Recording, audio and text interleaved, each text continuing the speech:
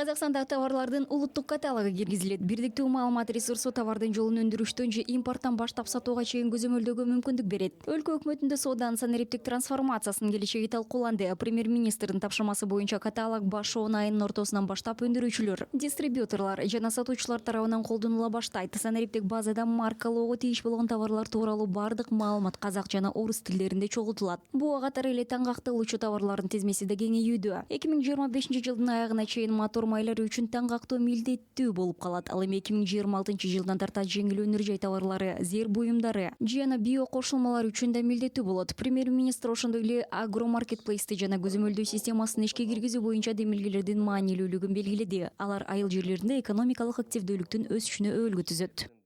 Сауда министрлигине салалык мемлекеттик органдар мен акимдиктердин жумусун Буга байланыштуу Соода министрлигине тиешелүү мамлекеттик органдардын жана акимчиликтердин ишин координациялоону камсыз кылууну тапшырам. Айыл чарба министрлигине жылдын аягына чейин айыл чарба өндүрүүчүлөрүнүн агро маркетплейс аркылуу иштөөсүн стимулдаштыруучу механизмдерди иштеп чыгуу тапшырылат. Тышкы соода ишмердүүлүгүнүн алкагында бизнести импорттук процесстерди автоматташтыруу, бүтүмдөрдүн ачыктыгы жана сертификациялоо жагынан колдоого алуу зарыл. Соода министрлигине Казпочта менен биргеликте жылдын аягына чейин Б2Б электрондук соода аянтчасынын пилоттук долбоорун ишке киргизүүнү тапшырам. пилоттук жобасын иске косууду тапсырамын.